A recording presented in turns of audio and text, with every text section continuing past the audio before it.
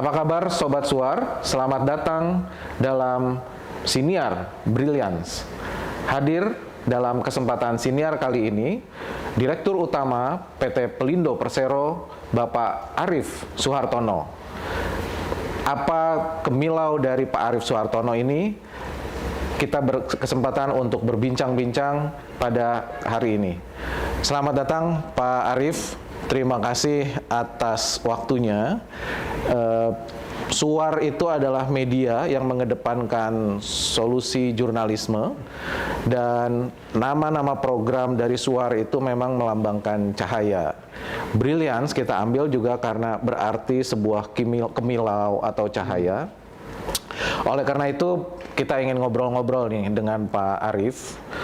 Kita melihat Pak Arief sebagai sosok yang justru juga menyinarkan cahaya yang kemilau, terutama terkait dengan bagaimana Pak Arief melakukan transformasi yang sangat besar di Pelindo, menyatukan 4 entitas yang sangat besar menjadi satu kekuatan Pelindo yang sangat dahsyat saat ini. Kita tahu Pelindo sebagai, boleh dikatakan sekarang, pelabuhan nomor 8 terbesar di dunia, pelabuhan yang mengelola 100 sekian belas pelabuhan yang saya rasa terbanyak di dunia, tentunya punya banyak hal yang bisa di-sharing. Nah, Suar ini memang ditujukan untuk para decision maker dan juga business leader. Nah, saya rasa pengalaman Chief Arief ini penting bagi kita semua. Nah, mungkin pertama-tama saya ingin justru berbincang dengan Chief Arief ini, kira-kira Pak, sebetulnya dulu itu filosofi atau tujuan ya dari merger ini sebetulnya apa, dan sejauh mana capaian yang selama ini sudah dicapai dengan transformasi atau merger yang dilakukan hampir 4 tahun ini. Gimana? Oke, terima kasih Pak Sutani telah mengizinkan akhirnya kami ikut berpartisipasi dalam program Suar. Jadi pertama saya sampaikan bahwa program merger atau penggabungan Pelindo itu sebenarnya sudah direncanakan yang sangat-sangat jauh. Kebetulan saya tua di pelabuhan. Tua di pelabuhan ya? Dari separuh umur saya itu di pelabuhan, di Pelindo. Okay. Pada saat Arief muda dulu, itu sudah mulai ada program katanya Pelindo mau digabung, mau dijadikan 2 jadi 3 seperti itu. Itu saya masuk tahun 95. Ide tersebut, gagasan tersebut. Oh, sudah lama ide itu ya sebetulnya. Jadi kalau kita lihat mungkin tumpukan studi-studi itu sudah banyak sekali. Tetapi program penggabungan Pelindo baru terjadi di bulan Oktober tahun 2021. Jadi sudah journey sudah panjang sekali. Dan kalau kita bicara terkait dengan apa sih konstituen utama, filosofi dan tujuannya, kenapa ini adalah Pelindo itu digabung. Kalau kita bicara logistik maritim, distribusi logistik maritim, penggunaan kontainer untuk volume tertentu itu adalah paling efisien. Jadi pengiriman barang untuk volume tertentu, ya, kontainer adalah yang paling efisien. Dan kami sampaikan bahwa antara Pelindo 1, 2, 3, dan 4, kalau kita bicara kontainer, customernya itu hampir sama. Mungkin 70-80% adalah customernya sama. Baik Pelindo 1, 2, 3, 4. Dan tentunya akan sangat tidak efisien apabila in term of customer juga sama, dan yang lebih parah lagi adalah layanan juga berbeda-beda. Itulah kenapa pemerintah mendorong program merger itu dilakukan, adalah untuk melakukan standarisasi layanan. Dan kalau kita bicara kontainer, itu bicara scheduler. Kapan kapal datang, kapan kapal pergi, itu sudah ada schedule semuanya. Apabila layanannya tidak stabil,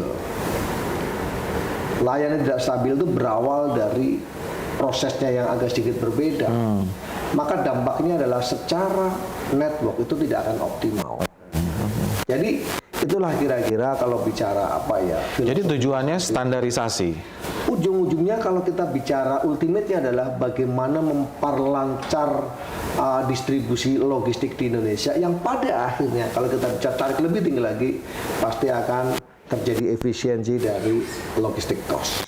Kurang lebih seperti itu. Jadi kalau kita tarik tinggi ya logistik cost, tapi kalau kita turun lagi stepnya kenapa, caranya gimana, itulah kira-kira seperti itu. Apa ada upaya untuk meningkatkan Pelindo ini sebagai sebuah entitas bisnis yang bergerak di bidang logistik ini menjadi pilar besar bangsa dan bahkan menjadi hub untuk regional gitu?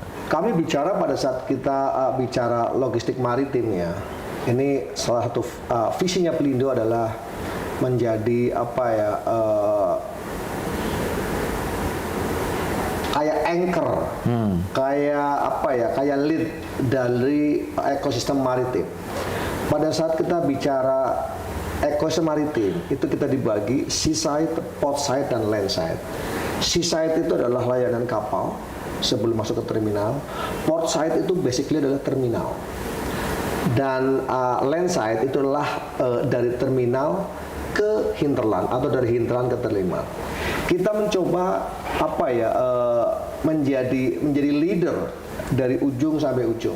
Tentunya Pelindo juga tidak mau bergerak sendiri. Bagaimana kita mengencourage private untuk berpartisipasi. Tidak semuanya kita masuk apa secara masif. Tapi bagaimana Pelindo paling tidak fokus di seaside dan port side. Ada sedikit layanan kita di land side, tapi kita mendorong juga private untuk tumbuh gede. Itu seperti itu. Yang kedua, kalau kita bicara kontainer, Pelindo itu market share-nya itu sekitar 95%. 95% nasional. Sekitar 90%. Artinya Pelindo di sini memang sudah menjadi apa ya? Kalau kita bicara kontainer, tidak ada lain kecuali Pelindo lah. 95% itu udah 100%. Jadi bagaimana apa ya, Pelindo membantu kelancaran logistik tingkat nasional, yaitu adalah perbaiki layanan. Tetapi bagaimana Pelindo ke depan? Tentunya pada saat kita pengen meningkatkan Pelindo in term of container adalah dengan memperlebar geografi kan. Kalau cuma Indonesia sudah 95%, artinya harus memperlebar dari wilayah yang ada. Kira-kira seperti itu. Ya, jadi saya rasa ini Suar beruntung sekali nih kita bisa berbincang dengan Pak Dirut yang betul-betul menguasai pilar logistik nasional, bahkan berupaya untuk meningkatkan ya kapasitas ini di tingkat regional bahkan global. Nah, Pak Dirut, setelah 4 tahun transformasi ini dijalankan ya, merger sejak 2021 sampai sekarang sudah 4 tahun, kira-kira menurut Chief Arief ini ada nggak indikator-indikator yang sudah menunjukkan keberhasilan itu? Okay. Tadi Pak Arief menyebut ada efisiensi, kemudian untuk internal ya, kemudian tentunya harapannya terkait juga dengan finansial perusahaan, dan yang ketiga tadi meningkatkan daya competitiveness Indonesia dalam konteks tingkat global. Sejauh mana itu sudah tercapai? Begitu juga dalam tingkat customer. Layanan lebih cepat, kemudian barangkali juga dari sisi pembiayaan mereka juga menjadi jauh lebih murah. Dan yang ketiga bahwa ada harapan mungkin mereka ke depan akan layanan-layanannya menjadi lebih terstandar sehingga mereka lebih mudah gitu. Oke, gini, saya selalu bilang ke teman-teman Pelindo, cara Pelindo membantu kelancaran logistik itu adalah cuma satu, perpendek port stay. Perpendek port stay. Pada saat mungkin saya sampaikan adalah simple, perpendek port stay. Saya kepada internal Pelindo dari tingkat atas sampai ke bawah. Pokoknya kita harus fokus perpendek port stay. Mungkin kata-kata saya itu adalah kata-kata yang simpel sekali, perpendek port stay. Tapi sejatinya ini adalah transformasi fundamental kepelabuhanan. Karena apa? Dari people-nya, dari organisasinya, dari infrastrukturnya, dari suprastrukturnya, dari prosesnya. Ini harus ditransform semua untuk menjadikan port stay itu pendek. Dan seperti tadi saya sampaikan, namanya kapal itu scheduler. Pos pendek itu bukan kadang-kadang lancar, kadang-kadang tidak. Harus Kita dorong stabil. adalah harus stabil, karena scheduler, kapan datang, kapan pergi. Nah, apa yang kita lakukan di sini adalah mentransformasi layanan, khususnya kontainer, dan semuanya juga kita transform. Tapi bukti yang paling real adalah bagaimana kita mereduksi port stay yang ada. Jadi mungkin kalau dari data-data yang ada, itu bisa hampir separuh. Separuh lebih singkat. Ada yang tadi katakanlah saya sandarnya 3 hari, itu bisa sampai 1,5 atau bahkan 1. Tentunya itu berbeda tergantung maturity levelnya dari masing-masing terminal. Kalau di timur memang cukup ada disparitas yang tinggi antara barat dan timur.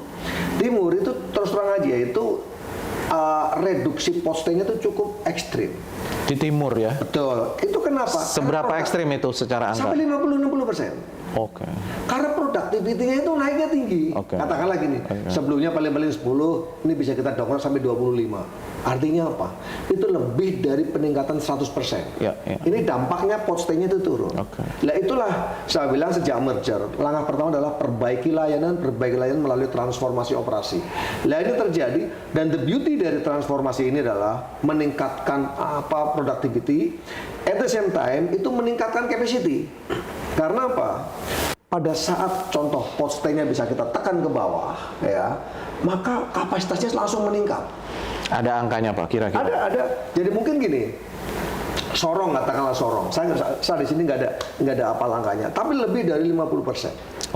Lebih dari 50%.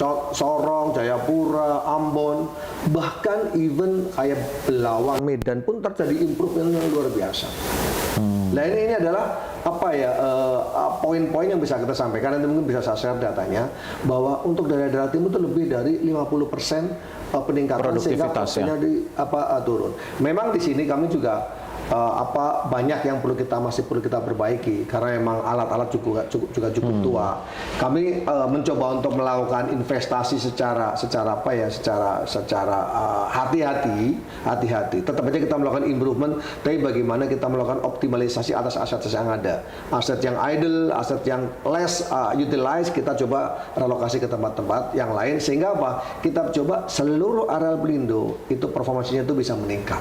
Nah, tapi Pak Dirut, pasti pertanyaan dari Sobat Suar yang bisnis leader itu, efeknya secara finansial bagi perusahaan setelah merger itu seberapa signifikan? Gini Pak, kami tuh sampai dengan 3 tahun post merger ada value creation mungkin sekitar hampir 6,7 triliun atau berapa, saya nggak hafal angkanya ya.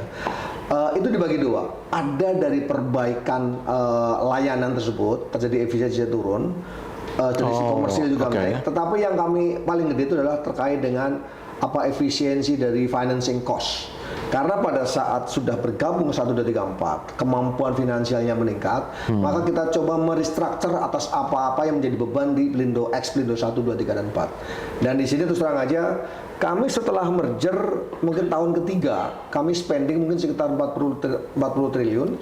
Di mana kita melunasi sebagian utang mungkin sekitar 13 triliun, investasi mungkin sekitar 23 triliun, dividen mungkin sekitar 4,5 triliun.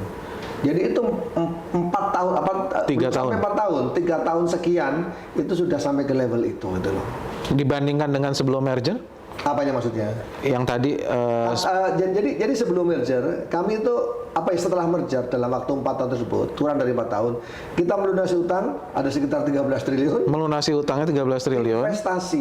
Investasi adalah sekitar 24 triliun dan dividen. Artinya apa? Kita coba. Artinya creating value-nya besar sekali. Betul. Jadi secara finansialnya sangat kuat, sangat sehat Pelindo. Kira-kira gitu.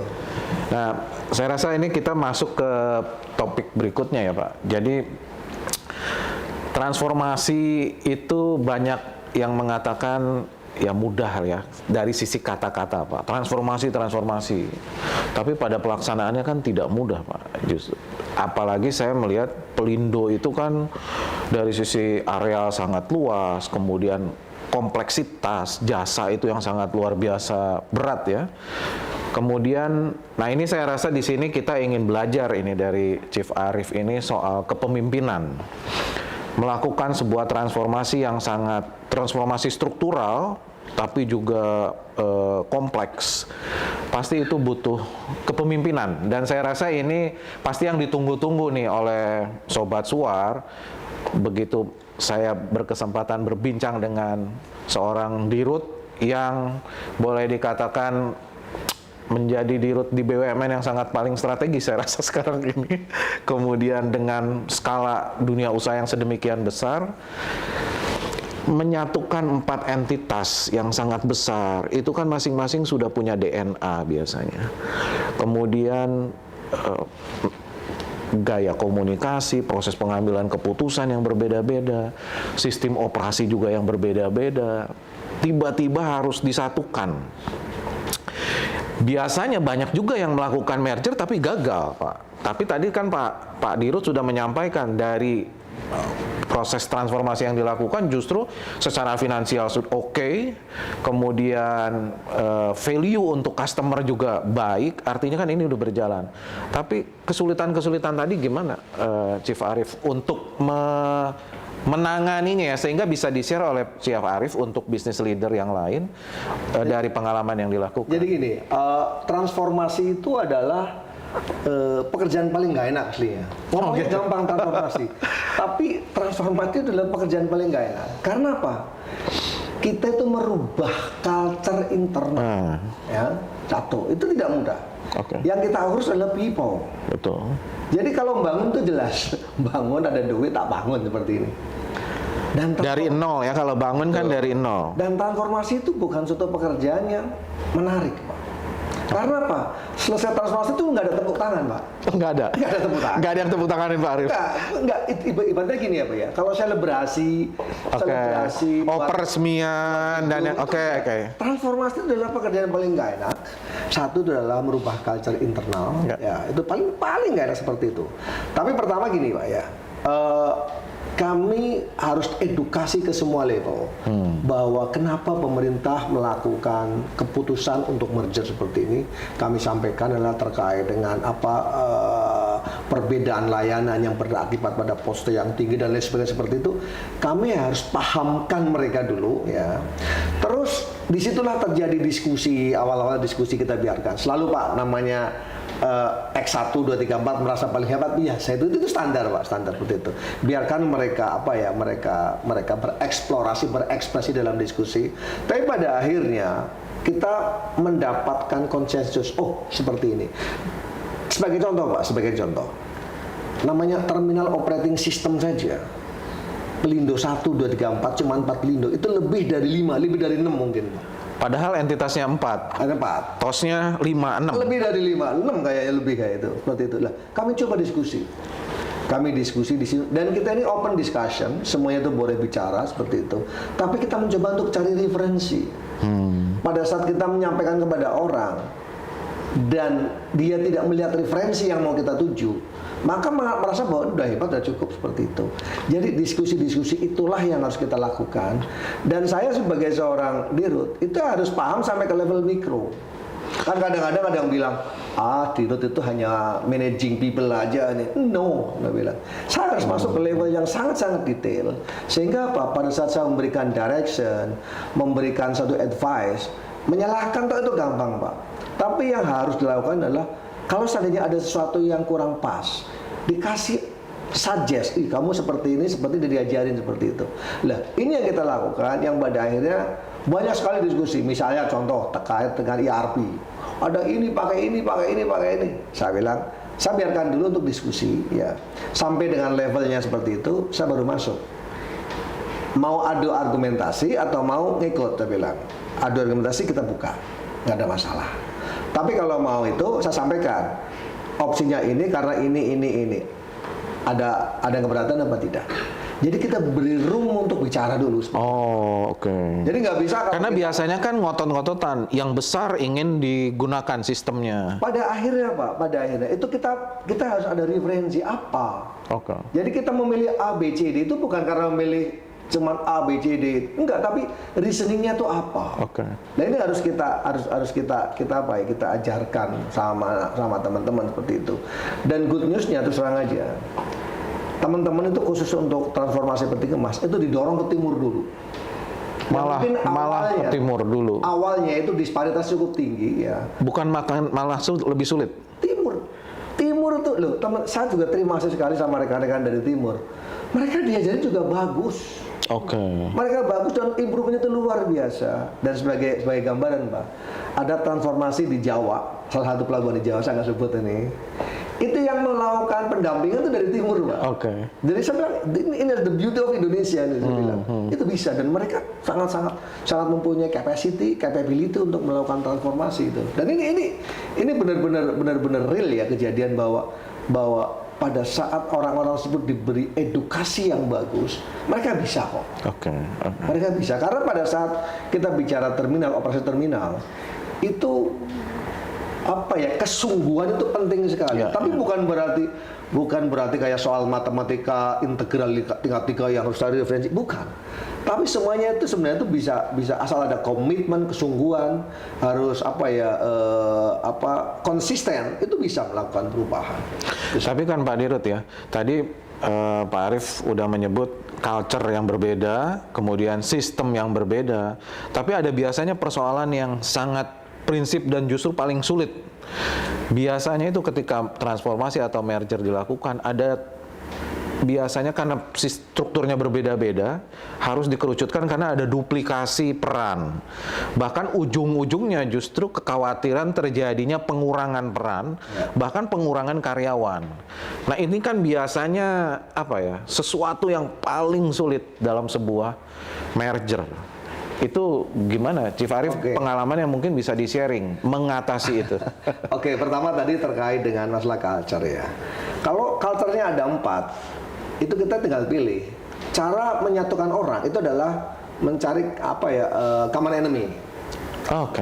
Common enemy itu dalam arti adalah tujuan tunggal, bukan cari musuh bareng-bareng, bukan. Waktu itu apa common enemy-nya apa? Pot stay. Oh, semua harus turunkan pot stay. Pot stay. Pada saat ngomong pot stay seperti itu udah lupa dari 1, 2, 3, 4. Dan di situ artinya harus ada satu tujuan yang menjadi seperti itu. Tujuan besar. Nanti orang udah lupa, pelan-pelan udah lupa seperti itu. Jadi bagaimana mengajak mereka untuk tujuan sama. Terus terkait dengan organisasi, betul. Pelindo itu setelah merger. Sebelum merger itu adalah setelah merger kita kan meng-carry anak dan cucu dari Pelindo 1, 2, 3, 4. Total entitas itu adalah sekitar 62. Oh, 62 ya. Kita lagi prosesnya ini adalah menjadi 38. Ya. Memang tidak mudah, tapi dengan komunikasi yang bagus ya. Kita mencoba untuk pahamkan mereka. Kita harus mengarah ke sana gitu loh. Lah, pada saat merger ada 2 hal yang saya janjikan sama teman-teman. 1, tidak ada rasionalisasi. Yang 2, itu tidak terjadi penurunan penghasilan. Oh, itu ide Chief Arief atau ada kebijakan dari sejak awal saya seperti itu dan pada saat merger itu kan sulit sekali Pak Arief punya komitmen seperti itu. Kok berani sekali Chief Arief? Gini Pak ya, tidak ada penurunan karyawan, bahkan tidak ada penurunan penghasilan. Yes. Jadi gini Pak ya, kami mencoba pada saat awal ya Pak ya. Pada saat merger, saya ulangi sedikit, itu kan perlu buy-in dari semuanya Pak, termasuk adalah pekerja. Saya ngomong sama Ketua Serikat Pekerja dan saya pimpin sendiri, saya bilang merger tujuan itu ini, setelah merger diharapkan gini. Saya bilang, gimana teman-teman ketua? Dia bilang, Pak, kalau seperti itu dan komitmen saya itu 2 hal tadi, kami support Pak. Saya bilang, sampaikan pada teman-teman mereka atau gini, kalau seandainya ada karyawan yang tidak setuju dengan merger tersebut, pilihan cuma 2, dia mungkin tidak paham atau punya understanding yang lain atau punya maksud yang lain. Saya lupakan yang kedua, berarti dia tidak paham. Sebutin nama, saya akan datangin. Bukan untuk gebukin orang itu, bukan, tapi tak jelasin. Untuk kurangin beban teman-teman. Lah, ini saya bilang, ini karena tujuannya mulia seperti ini ya, Bang. Ini bisa berjalan. Jadi kalau masalah culture itu bisa kita ajak mereka ya. Nah, kaitannya dengan tadi jumlah ini sekarang sudah turun menjadi udah agak banyak. Mungkin tahun ini bisa sekitar 48 tahun ini. Apanya 48? Dari 62 udah 48. Oh, entitas. Ya, Oke. Kita harapkan tahun depan sudah masuk ke 38. Dengan komunikasi yang benar, kita ciptakan trust. Bahwa mungkin 100% harus ini, ya tidak mungkin juga saya bilang. Tetapi bahwa kita komunikasi yang bagus, komunikasi yang berjenjang, itu akan menciptakan mereka trust yang cukup bagus, kira-kira seperti itu. Tapi menarik yang tadi Chief Arief sampaikan itu, merger itu dilakukan, saya rasa ini melawan arus. Biasanya merger dilakukan untuk tujuannya adalah efisiensi, tapi caranya adalah pengurangan karyawan, bahkan remunerasi. Tapi yang dilakukan Chief Arief ini kan berbeda ya. Ininya standarnya justru yang biasanya banyak dilakukan itu malah disampaikan secara terbuka dengan komitmen tidak ada pengurangan karyawan, bahkan tidak ada penurunan remunerasi. Tetapi ingin mencapai efisiensi, bahkan meningkatkan layanan dan meningkatkan daya saing. Itu kan paradok tuh. Berani sekali, Chief. Jadi gini ya Pak ya. Kalau nggak tercapai, takut nggak waktu itu, Chief? Saya sih keyakinan bahwa ada proses-proses yang belum proper, yang bisa meningkatkan inefisiensi, itu yang kita hilangkan. Dan contoh misalnya, salah satu, saya bilang sama teman-teman, saya bilang, beberapa, mungkin tiga utama penyebab perusahaan hancur. Satu, overinvestment. Yang kedua, dia tidak cepat mengikuti perubahan zaman. Yang ketiga, mismanagement. Saya nomor satu aja, hati-hati investasi. Karena apa? Investasi salah, itu akan berdampak kepada yang lain-lain. Kalau saya sebut ada 4 dosa investasi minimal. 4 Apa aja tuh, Jim? Yang pertama, kalau investasi duit sendiri masih mending. Kalau pinjem, pasti kena beban utang. Yang kedua adalah depresiasi. Yang ketiga, pasti ada maintenance. Yang keempat, pasti ada organisasi, biaya organisasi. Yang kelima, dongkol, Pak.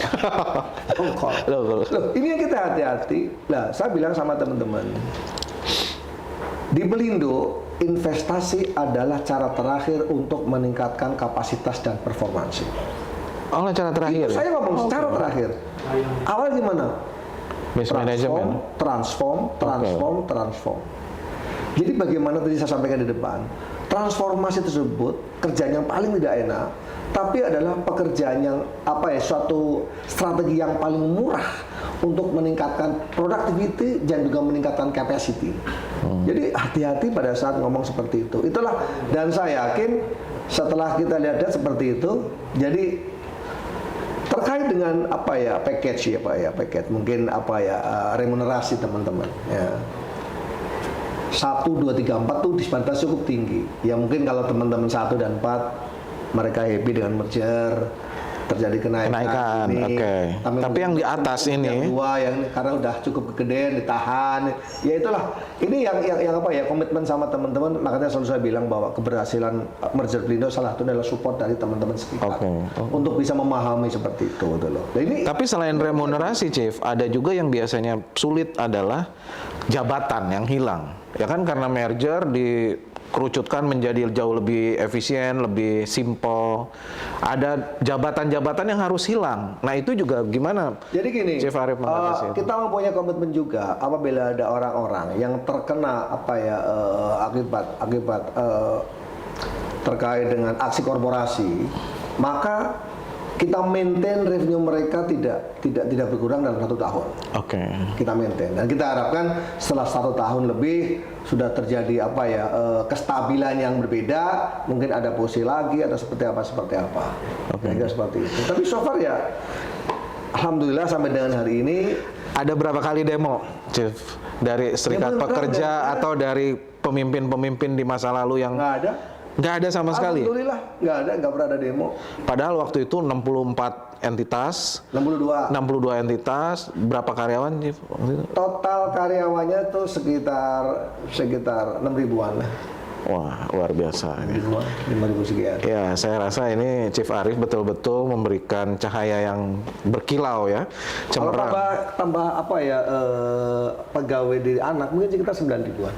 9.000-an ya. Tambah yang outsource ada 26.000-an. 26.000-an ya. Tapi terbayang nggak, Chief, waktu itu kalau misalnya tidak tercapai, kan harus mau tidak mau mengurangi karyawan, bahkan harus mengurangi remunerasi. Itu kan resikonya yang harus dilakukan Chief Arief. Di satu sisi sudah berkomitmen, Saya nggak ada keberanian itu, saya yakin tercapai. Oh, gitu. Saya dengan yakinnya dengan rencana yang benar, yang proper. Kebetulan gini Pak ya, saya tuh mengikuti proses merger dan kebetulan saya sebagai ketua organizing committee, saya memimpin setiap proses pengambilan kebijakan di merger tersebut. Jadi saya hafal dari awal sampai akhirnya, saya ikutin terus. Pada saat saya harus meeting 2 hari dari jam 9 sampai jam 5, maka saya duduk memimpin dari jam 9 sampai jam 5. Komit seperti itu. Jadi saya paham, cukup paham detail setiap satu, kira-kira apa yang mau dilakukan seperti apa. Dan saya yakin itu dengan niat yang benar, dengan dukungan teman-teman, alhamdulillah capai. Artinya salah ya paradigma atau yang umum terjadi bahwa merger identik dengan pengurangan karyawan, efisiensinya dilakukan dengan cara itu atau pengurangan remunerasi, itu tidak berlaku ya formula umum itu. Pilihan. Kalau mungkin di private ya, di private. Saya kalau menganggap ada BUMN state-owned itu adalah bukan hanya agent of development tapi agent of employment juga kan. Kita juga perlu menciptakan tenaga kerja bagi itu ya. Mungkin kalau bagi private, easily they can cut maybe 30%. Ya, betul. Easily. Betul. Reduksi cost dengan cara reduksi orang, tapi kita tidak lakukan seperti itu. Dan kami juga berterima kasih pada teman-teman yang. Kenapa itu tidak dilakukan ya? Padahal kan jauh lebih mudah. Saya bilang dari awal kan merger tersebut membutuhkan buy-in, membutuhkan approval dari teman-teman serikat juga. Ya. Pasti ketakutan dari karyawan kan, waduh nanti ada gini. Dan kami komit seperti itu dan kami berjuang memastikan bahwa mereka tidak berkurang. Justru dengan seperti itu semua bergerak untuk melakukan transformasi bersama itu. Saya ketemu langsung dengan ketua serikat 1, 2, 3, 4 dan saya ngomong langsung, tak jelaskan semua seperti itu. Karena saya punya keyakinan apabila kita menjelaskan dengan terbuka, dengan cara yang baik, mestinya akan diterima dengan baik. Dan hari itu juga kita mendapatkan jawaban, oke Pak, kami support. Dan beberapa hari berikutnya kita tekan support. Terkait hambatan dengan eksternal apa sih? Kan itu tadi internal ya. Lebih besar mana internal dengan eksternal? Eksternal kan tentunya investor, kemudian mitra-mitra dari Pelindo yang saat itu tentu, atau opini publik di masyarakat. Biasanya merger itu regulasi, itu kan melakukan transformasi, bisa saja melakukan transformasi di tengah-tengah macet. Karena ada perlawanan, ada mengganggu jasa yang diberikan. Itu juga kan harus dihandle oleh seorang Chief Arief waktu itu. Rumusnya apa itu menghandle eksternal? Pertama adalah kita harus bekerja detail. Jadi pada saat kita mempunyai rencana besar, itu harus kita buat kalau kita sebut adalah project charter. Project charter itu adalah informasi-informasi terkait project tersebut dan apa yang akan kita kejar, resources apa yang dibutuhkan, timelinenya ada seperti apa. Dan disitulah bekerja dengan cara project management. Project management itu adalah tiga fungsi utama yang harus diikutin. Satu adalah dia monitoring, yang kedua adalah mereport, yang ketiga yang penting adalah navigasi. Satu serangannya Pak ya, pada saat merger kami mempunyai kalau nggak salah 5 pokja dan ada berapa puluh sub-pokja, ada beberapa inisiatif ya, ratusan inisiatif yang harus kita kontrol. Dengan melaksanakan project management yang bagus, saya itu bisa memantau poin mana yang harus saya beri atensi lebih. Karena reportingnya berbentuk traffic light, merah, kuning, hijau. Ya, pada saat pertama saya lihat overall, kuning, overall hijau, oke, good, overall hijau. Tapi tak cek, ternyata ada kuningnya. Saya masuk ke kuning. Kenapa kuning? Isunya apa?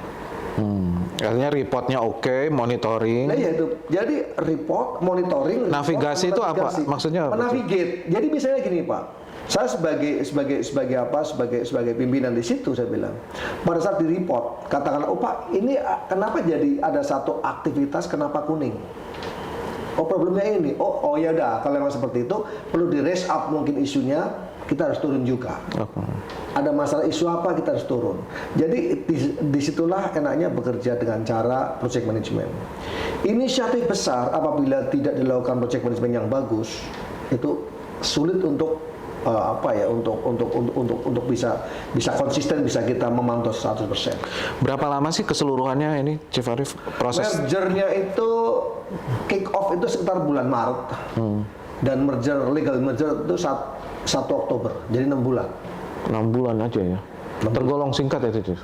Cukup singkat. Cukup singkat ya. Cukup singkat. Dan pada saat merger ya, pada saat merger, ini kan dari empat pelabuhan ya Pak ya. Saya pantau terus. Ini preparation, penting satu lagi. Pada saat kita mempunyai rencana besar, ya sebelum hari-hanya, ini preparation macam-macam, perlu sosialisasi dan eksternal, sosial dan internal dan lain sebagainya. Dan sebelum dieksekusi, ada namanya call a friend, ada namanya call expert, ada namanya ini, kita lakukan semuanya. Hari pertama legal merger saya cek, itu saya pantau terus. Saya bilang, ada report nggak? Oh iya ada Pak, dari sekian ribu orang, satu belum terima SK. Karena pada saat hari pertama, itu praktis orang itu sudah mendapatkan SK sebagai pelindo dan posisinya di mana. Jadi 4 entitas hilang, sekarang jadi namanya PT Pelindo, dan setiap orang itu harus mendapatkan SK penempatan dia menjadi sebagai Pelindo, posisinya di mana. Dan hari itu hanya satu yang belum terima. Saya bilang satu toh, oke, fine, beresin. Saya cek eksternal customer. Saya bilang satu hal lagi, tidak boleh ada kebingungan dari pihak eksternal, tidak boleh. Jadi customer itu hanya ya berjalan seperti biasa aja, pokoknya artinya berjalan. Proses jasa yang dilakukan tidak ada yang sempat tidak sempat terganggu sedikit pun. Nggak boleh. Itu kita jaga seperti itu. Terus saya cek, ada Pak, ada yang komplain Pak. Dari mana? Dari ini. Dia ikut sosialisasi apa enggak? Oh dia nggak ikut Pak. Ya sudah beresin bisa. Hari pertama saya cek ada itu, ada 1+1. Hari kedua aman, 3 aman, seminggu aman. Jadi penting ada inisiatif besar itu adalah satu project manajemen yang kedua itu adalah istilah itu hypercare Pak. Pada saat awal-awal mungkin seminggu sebulan pertama itu kita kontrol bener ya sistemnya lah apanya semuanya seperti itu. Akhirnya ya alhamdulillah. Kalau pembelajaran dari Chief Arief ini kira-kira kesalahan yang biasanya dilakukan ya dalam proses merger. Setelah Chief Arief melakukan proses merger yang sedemikian raksasa tadi dan berhasil, mungkin ada pembelajaran yang harus diingatkan lah kepada para decision maker atau business leader. Kesalahan utamanya biasanya apa? Pertama saya tidak mengatakan bahwa merger Pelindo itu sukses berat, tapi alhamdulillah so far antara objektifnya apa yang kita target itu sudah bisa tercapai. Bahwa kekurangan juga masih banyak. Saya paling perlu mungkin sedikit advice bagi teman-teman yang meter. Satu, objektifnya harus clear Pak. Objektifnya clear. Ya, problem statementnya harus clear. Jadi itu harus di-clearkan dulu dan itu harus menjadikan common understanding. Oh ternyata ini harus karena pada saat kita sudah ketemu objektifnya, problem statementnya, maka kita akan kesananya itu sama-sama tahu saya mau ke sana. Itu yang pertama. Yang kedua, saya di situ waktu awalnya adalah membuat slicing. Jadi membuat laundry list semua aktivitas atau semua proses yang harus dilakukan itu di list semuanya. Dan harus dibuat timeline yang benar. Ya. Yang ketiga, lakukanlah project management yang benar tadi Pak.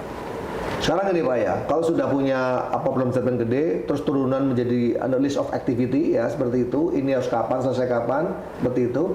Terus ada project management yang melakukan monitoring atas rencana tersebut, ya, dan dilakukan monitoring secara berkala. Kira-kira kalau seperti itu, oh ini hijau, berarti kan berjalan semuanya. Oh kuning, dia harus di rest up. Oh merah, harus di rest up. Lah, pada saat kita melakukan monitoring seperti itu, mestinya teoritisnya itu bisa akan berjalan dengan bagus. Dan di situ satu terang aja, saya selalu komit untuk ngelit ya. Tadi saya sampaikan kalau rapat 2 hari, jam 9 sampai jam 5 saya duduk di situ ya ngelit. Saya harus seperti itu. Di situ peran dari leadership di situ ya. Chief, yang terakhir saya rasa yang penting mungkin untuk audiens atau sobat suar ini ke depan. Kira-kira apa yang akan dilakukan oleh Pelindo yang punya misi menjadikan ekosistem maritim yang terintegrasi tetapi juga mengglobal, dan sejauh mana kira-kira peluang untuk kerjasama dengan dunia usaha yang ada di Indonesia ke depan ini seperti apa? Pertama adalah saya untuk strateginya ya, perbaiki domestik ya. Terus yang kita lagi dorong adalah bagaimana kita berkompet dengan sebelah tetangga-tangga. Penting kalau kita bicara connectivity. Connectivity itu adalah berapa negara yang terkonek dari satu pelabuhan. Ini yang perlu kita jadi awareness kita semuanya. Di Pelindo yang paling gede adalah Tanjung Priok. Kalau kita bicara ekspor impor manufaktur pasti kan kontainer. Ya. Di Priok itu hanya terkonek directly itu cuma 5 negara. Singapura 140. Malaysia lebih dari 50. Artinya apa? Secara teoritis barang kita akan lebih lama untuk mencapai tujuan dibanding dengan tetangga kita. Ya. Selalu saya sampaikan atau sering saya sampaikan pada teman-teman, bagaimana cara mengkonek Indonesia secara ekonomi ke dunia global adalah transit. Transshipment itulah yang harus kita dorong. Jadi total traffic di Indonesia sekitar 18 juta sekian, 18,5 atau segitu. Internasional mungkin sekitar 8, sekian juta. Ya. Dari 8, sekian juta itu sekitar 2, lebih 2, something, 2,1, 2,2 mungkin transit di Singapura. Sekitar 600 transit di Tanjung Belepas, yang sekitar 300 adalah transit di Portland. Ini yang harus kita pikirkan ya, dan Pelindo sedang mengarah ke sana. Kita harus membangun pelabuhan transshipment. Itu seperti itu. Biar apa? Connectivity Indonesia ke dunia global itu jauh biar lebih bagus. Ya. Kalau kita transshipment pasti akan meningkat. Yang dari 5 ya katakanlah mungkin 10, 15, 20, 30 sampai dengan banyak lagi, semakin besar semakin banyak seperti itu. Ini adalah strategi yang harus dilakukan. Adalah step kedua untuk bicara Pelindo mau kemana. Kita harus compete dengan tetangga. Step ketiga, kita pasti harus masuk ke global. Dan yang akan masuk ke global itu bukan Pelindonya, tapi subholding peti kemas. Kalau Pelindo kan port operator. Ya. Kalau subholding peti kemas adalah terminal operator. Yang akan kita dorong itu adalah terminal operator. Jadi harus dibedakan antara port operator dan terminal operator. Yang akan kita dorong sebagai menjadi vehicle-nya untuk go global itu adalah terminal operator. Yang hari ini yang mungkin lebih siap itu adalah subholding peti kemas. Tingkat layanan mereka sudah comparable dengan pelabuhan besar. Sistem yang digunakan comparable dengan terminal besar. Jadi kira-kira seperti itu. Peluang kerjasama yang bisa dilakukan dari unit-unit usaha di Indonesia ini terhadap Pelindo kira-kira ke depan apa Pak? Kami sangat-sangat open di 4 subholding, peti kemas, non peti kemas, marine dan logistik itu sangat-sangat terbuka juga. Kita juga kolaborasi di Medan itu juga kita kolaborasi, di Jakarta kita kolaborasi, dan cukup banyak kita kolaborasi di mana Bali yang non kontainer yaitu marine kita juga kolaborasi dengan swasta.